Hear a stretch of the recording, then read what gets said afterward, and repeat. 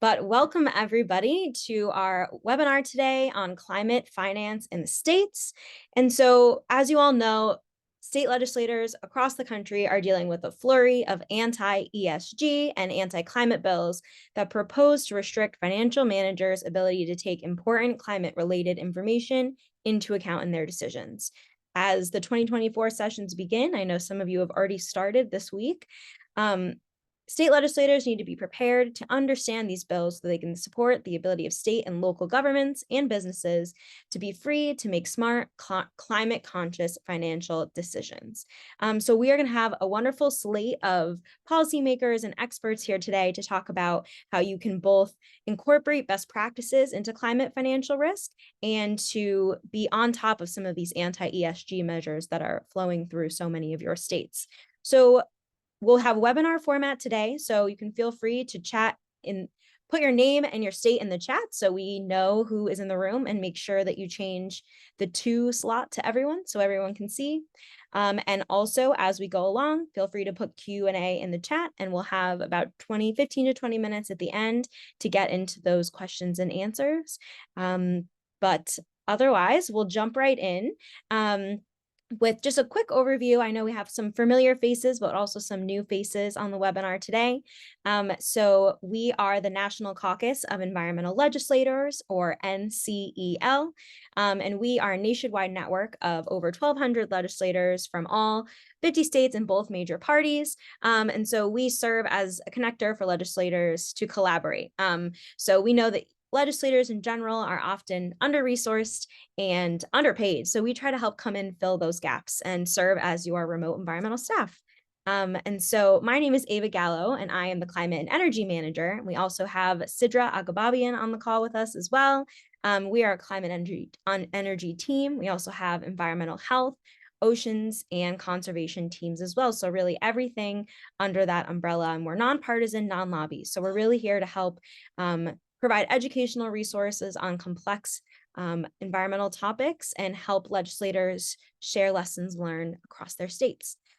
So with that, we also help a lot with federal initiatives. So we have briefings and materials on the Inflation Reduction Act, the infrastructure law, and we also have connections with White House officials. We'll do sign-on letters for state legislators to federal officials and things of that nature. So with that, I will go ahead and introduce our panelists. I'm going to introduce them as they go so we don't get a lot of information right at the jump, but we will start us off with Frances Sawyer, who leads Pleiades Strategy, where she advises mission-oriented organizations on strategic planning, policy research and design, and program management. She formerly served as policy advisor to Tom Steyer and deputy director of external affairs to California Governor Jerry Brown, where she focused on partnership development, storytelling, and intersectional policy design. And so with that, I will pass it off to Frances. Amazing. Thank you so much, Ava, and really excited to be here with everybody, particularly coming hot off of what I hope was a really restful and restorative holiday for everybody. And I know so many of you are also either kicking off session like as we speak or in the next couple of weeks. So thank you for being here. And through our work at Pleiades over the last year, we have really been digging into so many of the different moving pieces moving with climate financial action in the states, including playing defense on the anti-ESG bills, and then also watching and getting involved with policies that are moving to push investments into clean energy and place-based investments that can strengthen the economy and drive climate action. So going to start out with a introduction to kind of some of this from the big picture, dig into, if you want to hop to the next slide, start with the big picture, move on to an overview of what we're seeing, particularly with these anti-ESG attacks, many of which you probably have seen in your states, and then talk about the real superpower that state officials have to drive forward climate financial action with all of the tools in your toolkit. So maybe 2 slides ahead, Ava. Thank you. So I want to start with a bit of what is going on and what has been going on in the capital markets.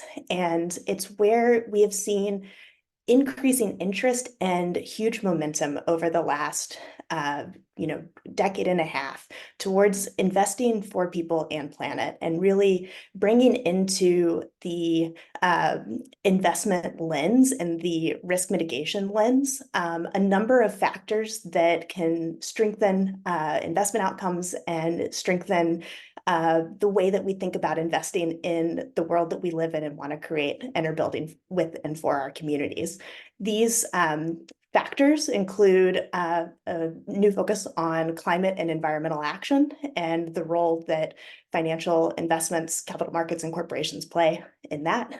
A look at diversity, equity, inclusion, labor and worker rights, and themes around good governance. And you'll often hear these packaged under the umbrella of ESG investing, environmental, social governance, as the acronym du jour. And there's no one set definition for ESG, and it's not a particularly well-known or familiar term to many folks, but the values behind it are really looking at how the placement of capital allocation and where we choose to invest and how we think about corporate responsibility can move to serve people and planet.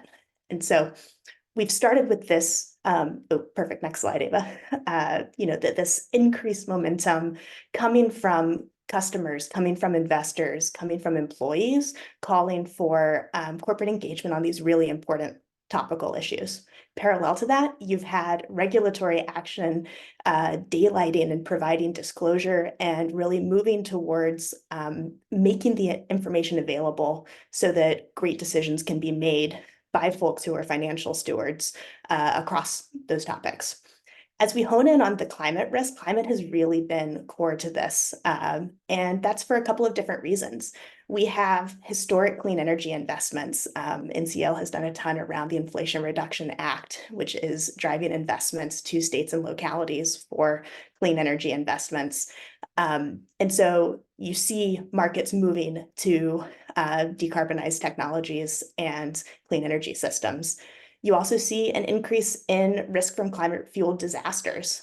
We have more billion-dollar storms annually, year over year. And that harm is something that is really important to mitigate within our communities. And you also see pro-climate policies, regulatory policies at really all levels of government gaining traction and steam in so many places, really charting out where the future will be, from global agreements around the Paris Agreement to a net zero goal, to similar commitments by the federal government, and then really exciting things like Minnesota and Michigan passing 100% clean energy this year. And so as we look at what is moving in the policy space, what constituents are calling for, and the ever increasing real risk from climate, it becomes a shared task to foster a just and equitable transition to a climate safe and clean energy future. And the financial markets play a huge role in that, because that is the fuel of where the investments are going to be placed.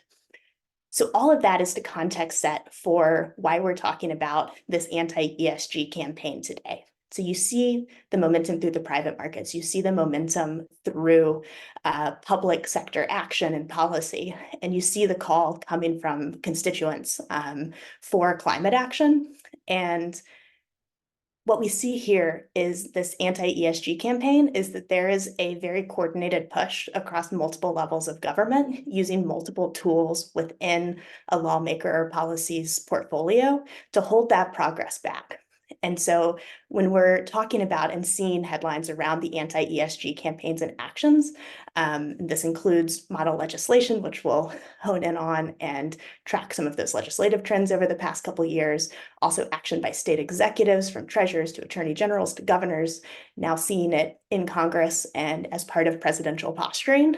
This campaign has really come together to hold back that nascent progress that had been pushed for and was starting to take those climate factors and other really, really important factors into account in the management of funds. Next slide. And the actors behind that push are ones that you probably know well. We have model legislation that has been proposed through this trend from ALEC, from the Heritage Foundation.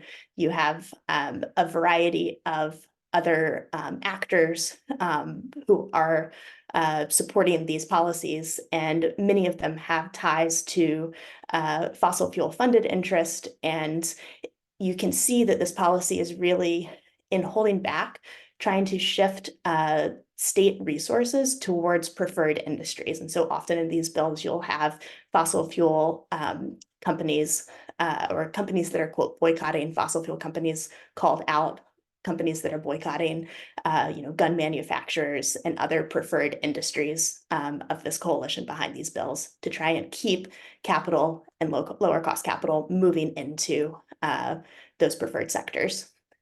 Next slide.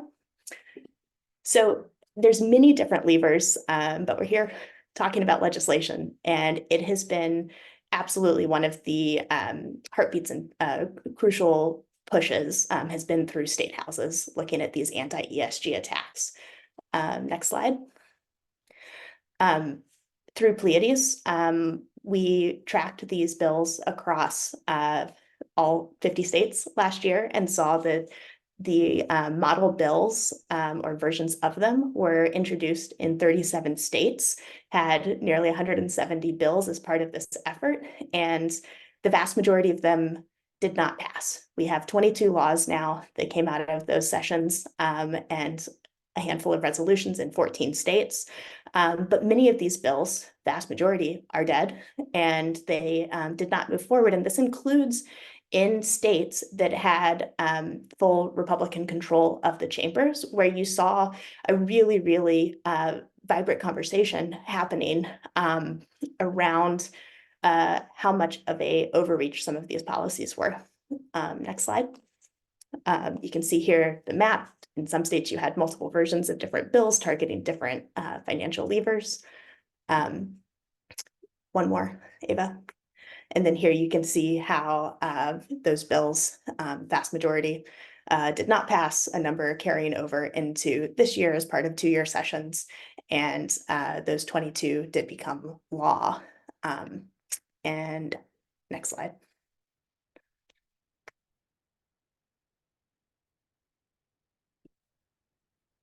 Oh, back one.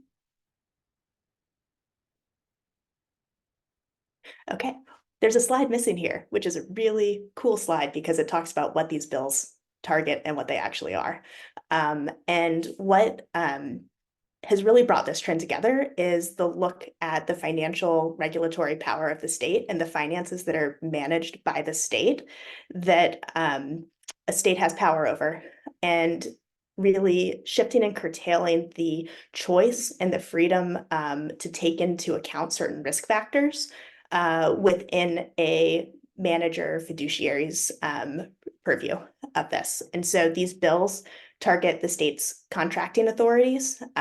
We've seen these with boycott bills that you may have seen, where firms that are, quote, financial firms that are, quote, boycotting fossil fuel industries, which none of the major financial firms are doing so, are barred from contracting with the state for their financial services. This is it. Thank you so much. You also have bills that are targeting pension management, so the worker-owned capital and retirement savings, and curtailing the type of risk that fiduciaries can take into account in the management of those funds. We're seeing disclosure requirements proposed that are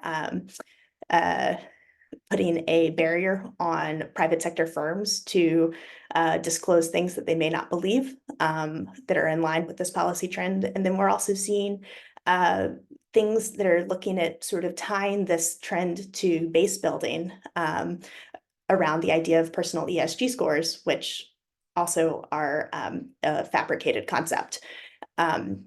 This also ties, we're starting to see in Texas this year, a bill targeting and bringing these themes to insurance regulation. And then a lot of these resolutions in particular are looking at federal overreach and really looking to send a message to DC as these best practices are brought into the US regulatory frameworks around capital.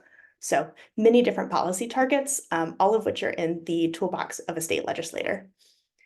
And if you go to the next slide, you'll see that where these policies have passed, they create harm. In Oklahoma, we had a blacklist of 11 plus firms, and it's had huge ramifications on municipal lending cost. And there is currently a ongoing fight around pension management and pension investments because of the expected cost to the pension system for putting in place some of these policies. A lot of these policies, their result is to reduce competition. And as Jonathan Oppenheimer in Idaho said, when you reduce competition, you increase cost. And so you're curtailing the choice that a state investment fund or manager has. In Texas, it's estimated that in the first 8 months alone of this policy, upwards of $500 million in additional lending cost hit municipalities. Next slide. And so the sum total of these learnings that we've had from where these laws have been implemented or have been modeled out in fiscal notes is that it's bad for business because it's limiting investment options, and it's providing higher cost for families and municipalities all around. Really poor results from these bad bills. But I think what we do next, and this is where I'm really excited for y'all to hear from Sarah Benatar, who is a county treasurer in Arizona, and Jordan, who has been doing some really amazing work looking at the sort of positive pieces of this toolkit, is this conversation around ESG showcases the huge power that you as state legislators and lawmakers have to drive forward positive change and to think through how we invest in people and planet in a way that drives climate progress, builds the economies that we live in, secures retirement and long-term economic prosperity for our communities. So to the last slide, to wrap it up, you can think through each of these powers for yourself and how, as part of pragmatic risk mitigation and as part of like driving an economic agenda, you're able to think through how to invest for people and planet using the deep power that you hold as a lawmaker. So with that, it's going to be a very, very interesting year. There will be many more of these bad bills back, but all of it is really a reaction to the momentum that we're seeing to solve the real challenges that we're facing today. And that momentum is something that really excited to see continue. Wonderful. Thank you so much for that overview, Francis. I think that was a helpful look at the full scope of issues facing the country. So much appreciated. And now we are going to pass it off to hear from Sarah Benatar, who has been serving as the Coconino County Treasurer since 2014, becoming the youngest county treasurer in the state of Arizona.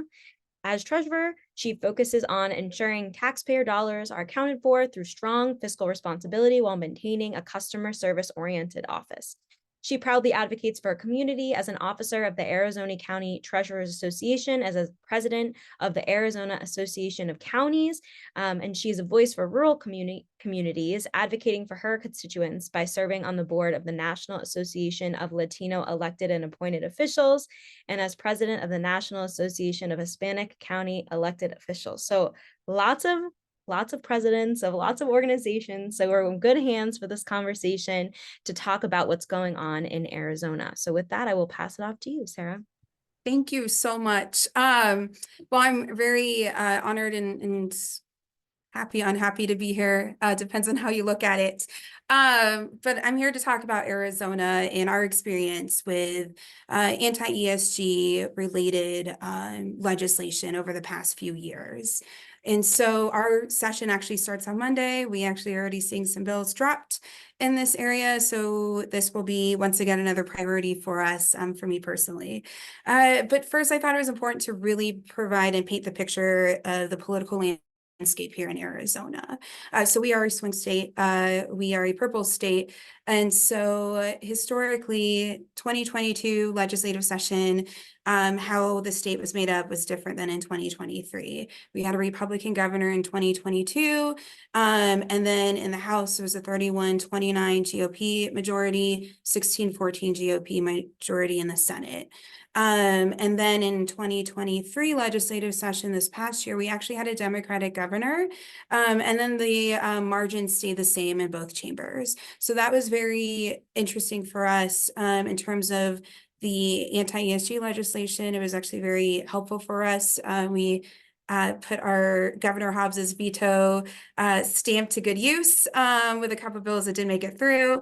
But what helped us in 2022 was we had a couple of members of the Republican Party who actually crossed, lines and voted with Democrats against some of these ESG bills. And we were very fortunate that the ones that were introduced in 2022, they either didn't pass one chamber or they just died on their own for different reasons, but nothing actually made it to the governor's desk. Some came extremely close, and we were able to hold off a final vote in the last chamber. So again, it was a very hard year in 2022 of really trying to make sure things didn't get to the governor's office. In 2023, we saw it a little differently. We did see bills that actually made it through the chambers, made it onto the governor's desk, and Governor Hobbs did veto them. So that put us in a great spot this last session. And as we go into this session, knowing that, but still being prepared for what's to come. Next slide. So how we got to where we were. So Arizona, I think, is a really great example of we really had bipartisan opposition to these bills. And the Arizona County Treasurers Association and our Arizona Association of Counties advocated against all these bills that were introduced. We actually issued an open letter to members of the legislature from 14 of the 15 counties, just, saying and laying out the harms that these bills would cause and what we would be faced with. So just to give you an idea, in Arizona, there's not a lot of counties. We're very large. So there's only 15 of us. Other states, I know they're in the hundreds.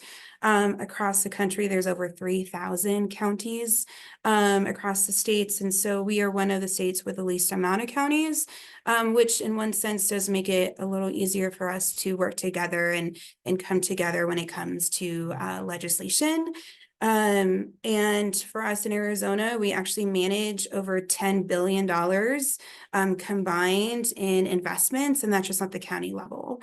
And so that really paints a picture for you how much money we're talking about in terms of what we just invest, so assets under management. But then when you really break down just the transactions, so those bills that would impact our financial contracts, such as with financial institutions like our bank, that's going to be even higher. So it's a lot of money on the line that we're talking about, and that this is really targeting and trying to control. And, the political makeup of the counties here, and I really like to highlight this because it truly should be a bipartisan issue. It is not, it should not be a partisan issue. And so in Arizona, there's only 5 county Democrats, 1 independent and 9 Republicans, and we all came together and really thought this was important for us to oppose. And at the same time, we started to work with some groups that maybe we would not have gotten this close with in the past. Great example of that, Arizona Bankers Association. They actually were a huge player here in Arizona with us the last couple of years, as well as the Chamber of Commerce and other groups. I know, and depending on what bill came out, you would see things like Planned Parenthood, you would see labor unions coming out, so it just depended. But really, the Bankers Association in Arizona truly helped lead the fight, along with the county treasurers against this. And so, in terms as as we go forward, this is something that we hopefully will continue to work with the partners that we've been working with and continue opposing as a county treasurer association and association of counties. Like I said, session starts Monday, bills are starting to be dropped. We've already seen a couple be introduced, so that is something that is on our radar for us to be watching. Next slide.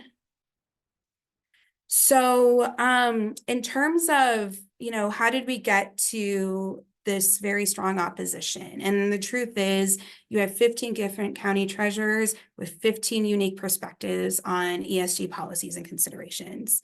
I will be very upfront. I have it written into my investment policy to consider it as an important risk factor, which for us, when you're talking about county treasurer investment, we look at things maybe a little bit differently than pension fund managers. And for us, the most important thing is safety of public money first. So safety first, which includes risk.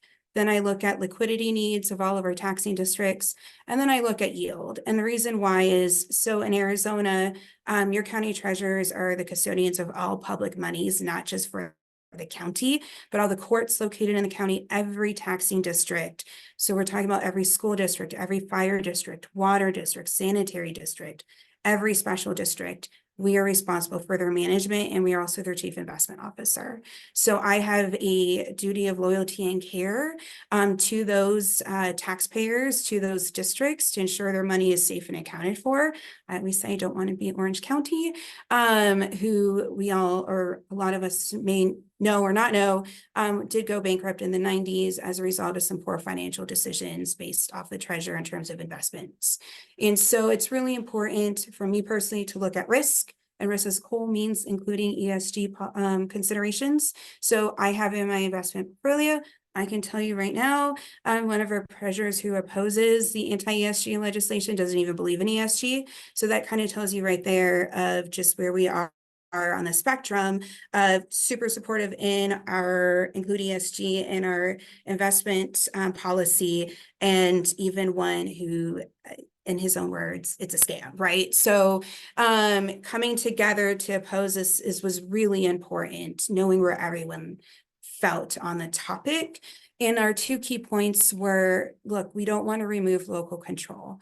We were all elected by our counties to be those good fiduciaries of public monies. How we interpret that should be up to us, and we are accountable by our taxpayers and by our constituents and the voters. So if they feel we're not being good stewards, it is on them. We should not be dictated by the state to tell us what and whom specifically we can and cannot invest in, and whom and we can and cannot do business with. So that was really important, was keeping that a local control decision. With some of the bills that are being introduced. And that's everything from telling us we can't do contracts with certain organizations and companies who have certain policies, to putting definitions. In Arizona, we see pecuniary versus non-pecuniary definitions, and even taking a stance for those that were introduced that maybe started at just the state treasurer.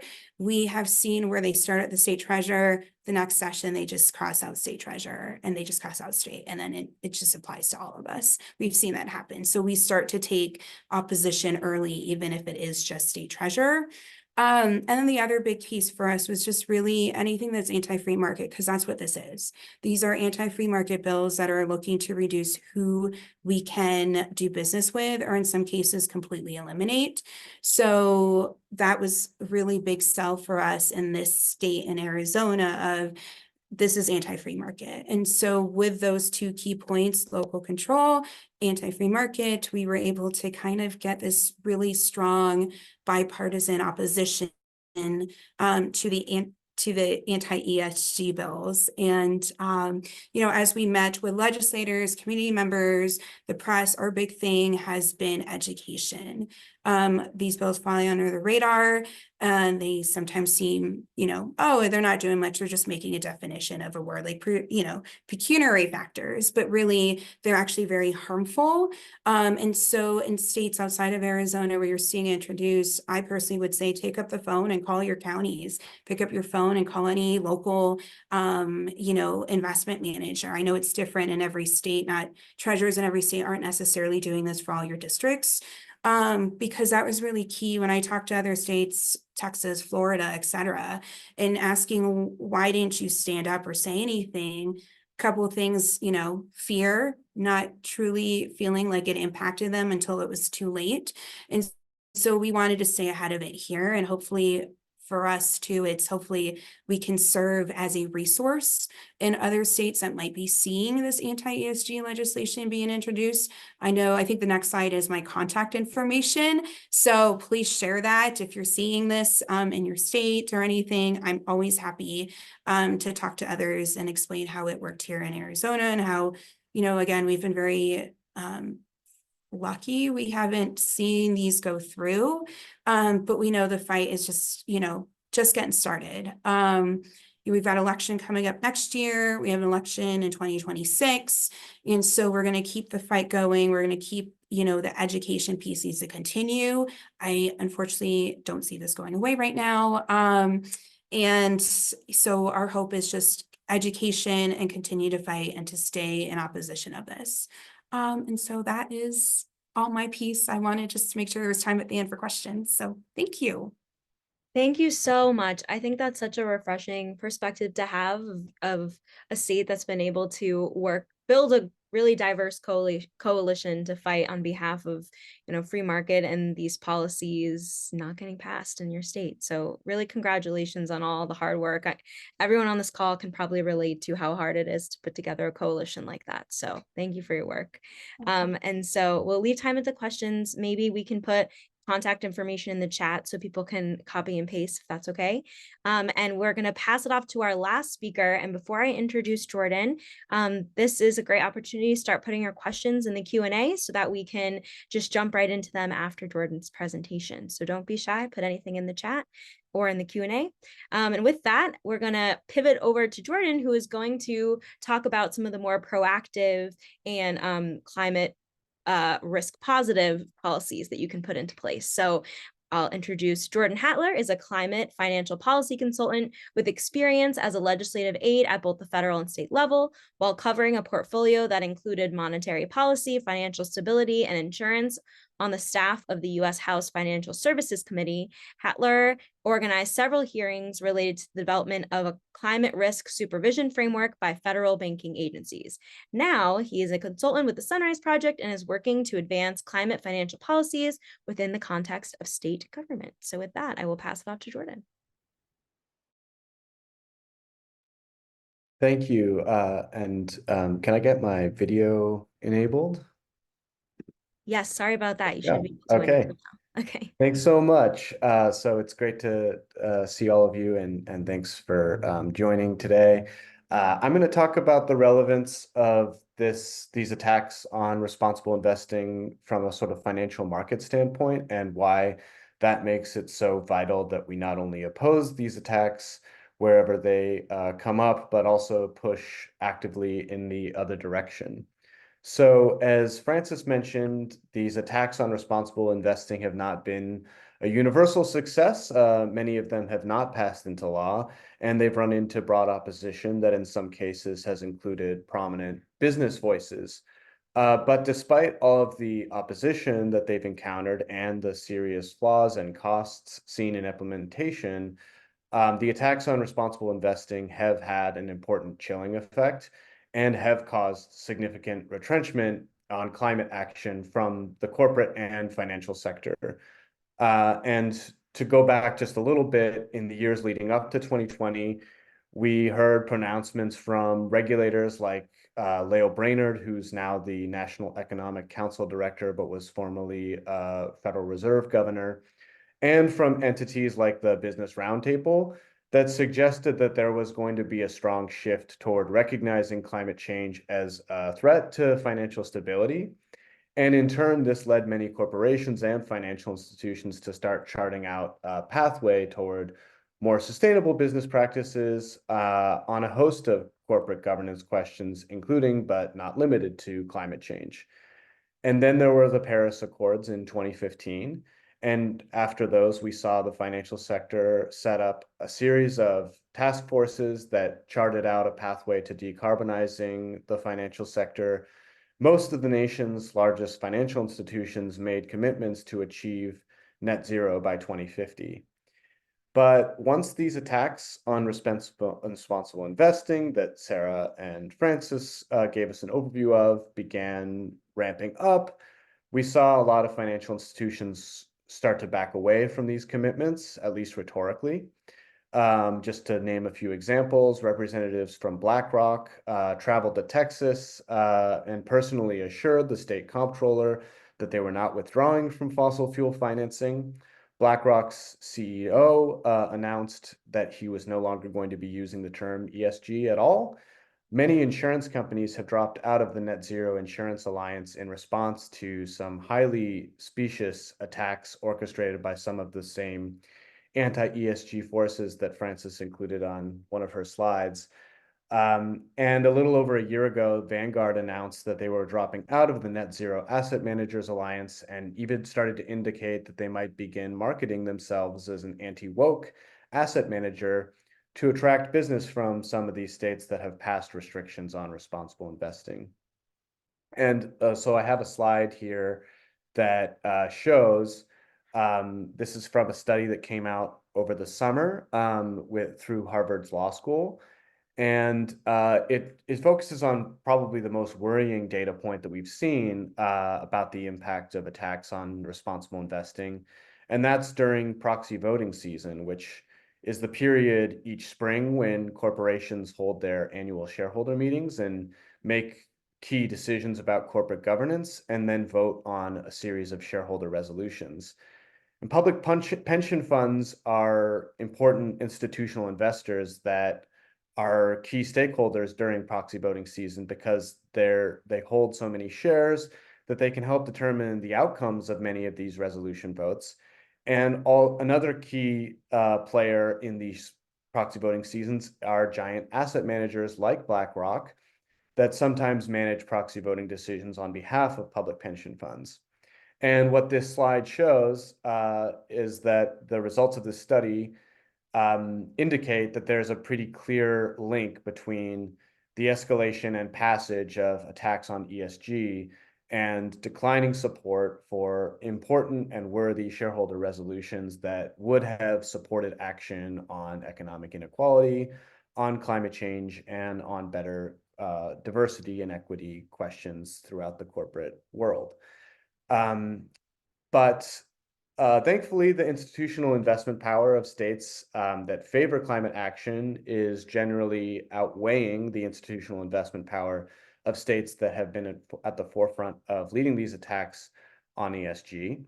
And it suggests that it should be possible for states to harmonize their approach with the climate risk supervision framework that's being developed by the Treasury Department, SEC, Federal Reserve, and other federal regulators, and to reform public pension fund management in a way that protects pensions from climate risk while signaling to the corporate and financial sector that they shouldn't retreat and can't retreat on ESG risk management principles and expect to maintain their relationship with state governments as the managers of millions of workers' retirement money.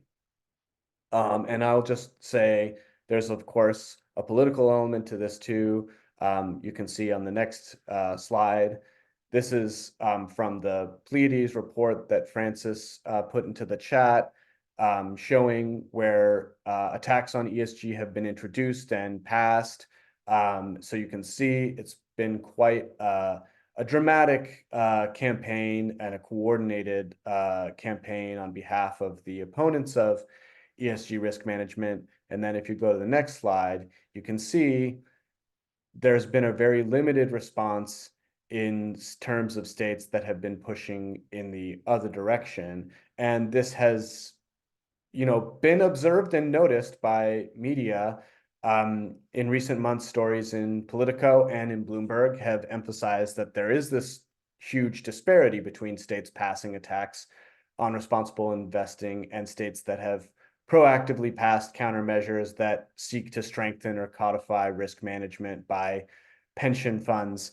And that sort of media coverage is really sending a dangerous message, I think, to the corporate and financial sector. And so it's important that state lawmakers use the upcoming 2024 session to pass countermeasures that protect pension funds from the attacks that we've been seeing.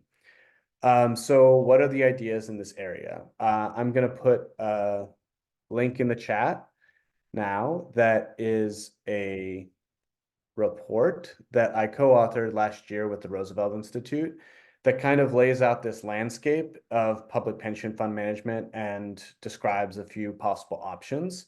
I won't go into too much detail about the provisions, but I'll just describe a few actions that some states have taken. In Illinois, lawmakers passed the Sustainable Investing Act in 2019, and that defined the sustainability factors that managers of public pension funds in Illinois are now required to consider when investing on behalf of workers. And then just last year, the legislature in Illinois passed an update to that law that was passed in direct response to the attacks on ESG seen nationally. And that requires pension fund managers to disclose how they are complying with the Sustainable Investing Act on an annual basis. And so those sort of disclosures are a kind of accountability measure that we think is going to allow Illinois pension fund managers to monitor and safeguard against the retreat on ESG analysis that external asset managers are in some cases exhibiting. In 2022, Maryland passed a climate risk assessment of its investment portfolio, and that requires fiduciaries to consider the threats that climate risk poses to long-term returns. And then last year, Colorado passed a similar climate risk assessment. All of these approaches deal with a long-term outlook for state retirement funds, and that's makes sense because that's where the bulk of the attacks on ESG have trained their focus. But I want to say a word about insurance. Because last year we saw Texas pass a law that restricts insurance companies from using ESG risk analysis. And this is really dangerous because risk analysis is pretty core to the entire business model of the insurance industry, which is why insurance trades came out against the bill prior to it passing into law. And the insurance sector is arguably the primary channel through which climate risk is transmitted to the financial system. It's entirely regulated at the state level. And over the last several years, we've seen major disruptions to state insurance markets as a direct result of the growing costs of climate disasters. And although Florida and California and other coastal states have gotten most of the media attention around this issue, this is not just a challenge in coastal states. Insurance market dysfunction is happening nationwide, and some of the largest premium spikes and other consumer harms have been seen in Midwestern states or other inland states. In June, the Federal Insurance Office issued a detailed report that included 20 recommendations for how climate risk should be incorporated into insurance supervision. And their audience for this report was state lawmakers like yourself, because again, this is an area of the law where federal regulation is broadly preempted and it's entirely handled and governed at the state level. So we're seeing this issue grow in salience. We saw insurance overhauls or other regulatory reforms made in a number of states last year, including Colorado, Louisiana, Oregon, and more. And so I'm going to put the Federal Insurance Office's report into the chat. I'm happy to connect with any of you about it. I know it's a very wonky area of the law, but it's very important, and you're likely to see as the salience of this issue grows, there are going to be insurance policy interventions in legislative sessions in 2024 and beyond. And I think it's important to integrate the recommendations that Federal Insurance Office made into those legislative conversations and developments. And that is actually a way of protecting the financial system from climate risk, which is relevant to this conversation, especially because I think we will see other states replicate what Texas did last year in the 2024 session. So I'll close by saying that variations of the bills that I mentioned in Colorado, Illinois, and Maryland, and in some cases, follow-ups that strengthen those laws are expected to be introduced in at least 3 states in 2024. Those are Colorado, Minnesota, and Washington. And along with the coalition of environmental, labor, and financial reform organizations that have been at the forefront of defending against these attacks.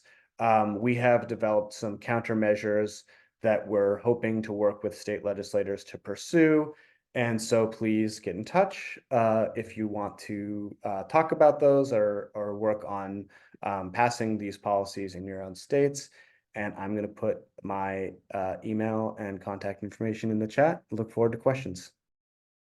All right, wonderful. Thank you so much, Jordan. We are going to move into the Q&A so we can stop screen sharing. And if you folks, panelists, can we turn our cameras on?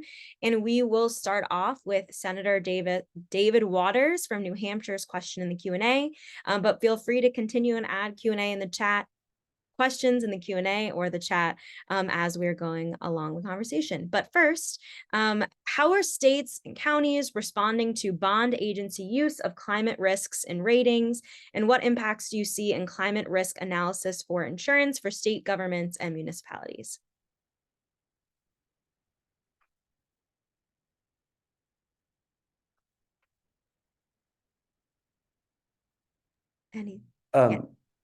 Miss Sarah can probably speak to some of that, but the the costs are pretty clear, and we have seen downgrades in the past. I think Sarah mentioned the Orange County example. That situation didn't just emerge overnight, and I think that given the clear pattern that we have seen of reduced competition and less favorable lending environments as a result of these restrictions, it's reasonable to assume that the credit rating agencies are going to catch up with that trend and potentially even begin downgrading municipalities that have implemented these laws.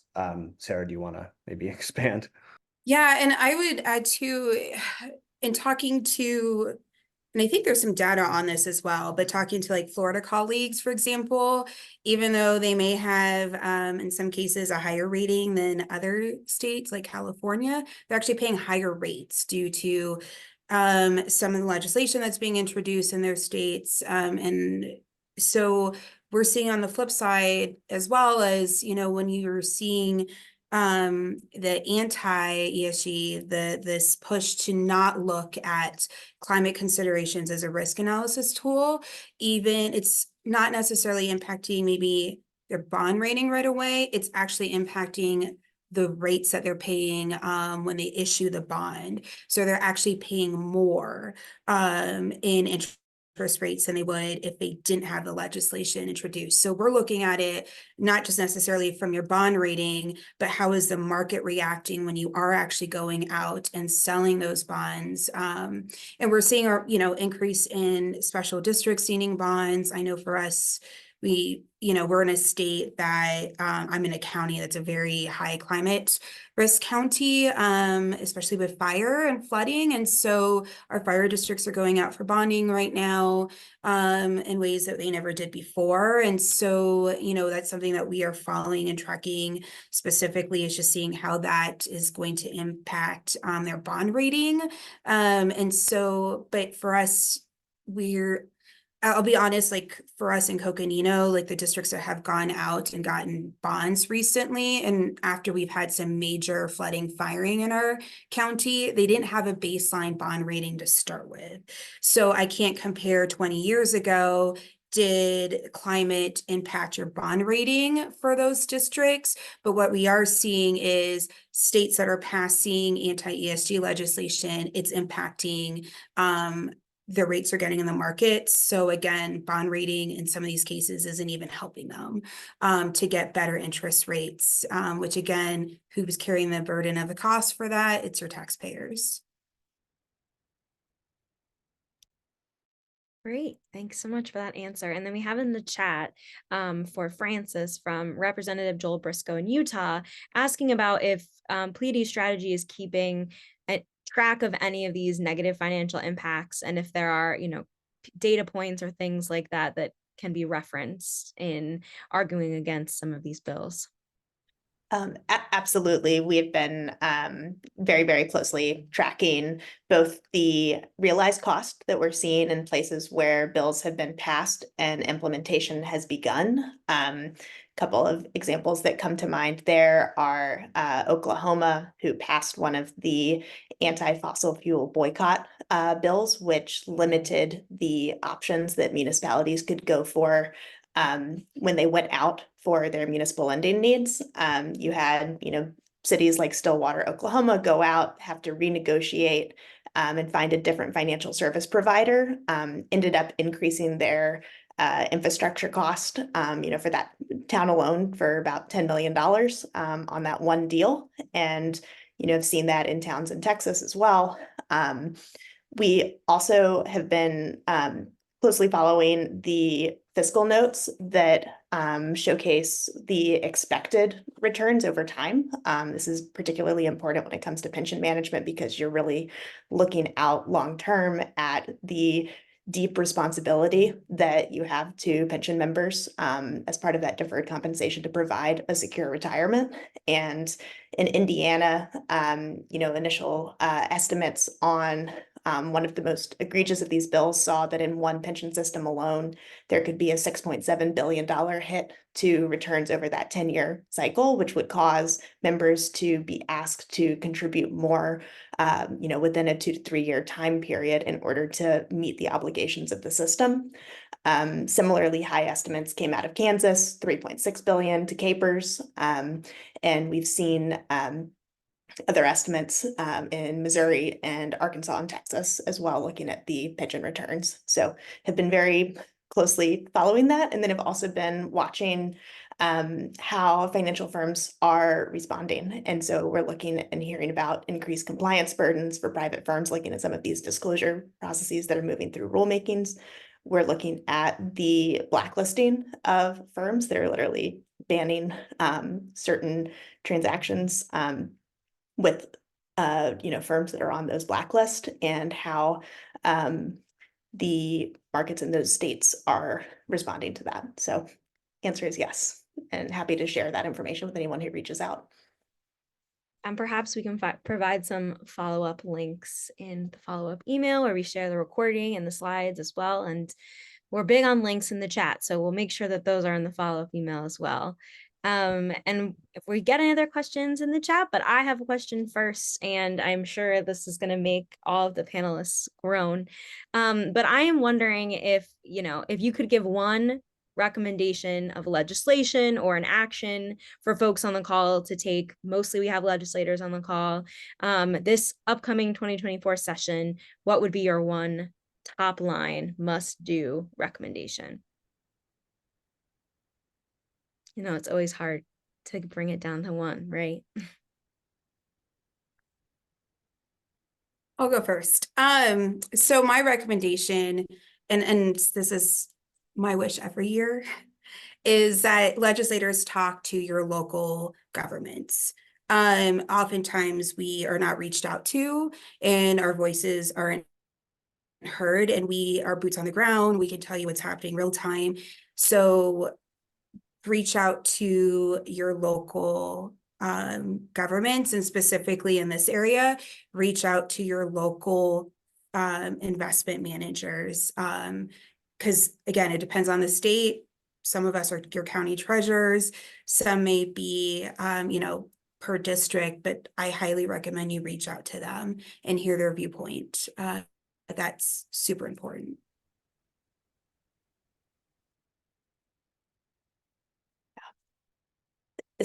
My answer to you, Ava, may build off of that a little bit, but I think use this moment to build unlikely coalitions.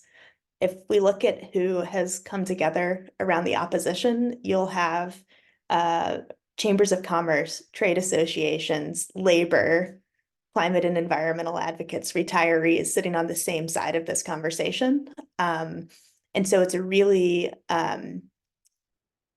amazing time to build partnerships that maybe you can't build around other topics, and to use that as an education and a jumping off for driving forward other ways to strengthen your state's economy.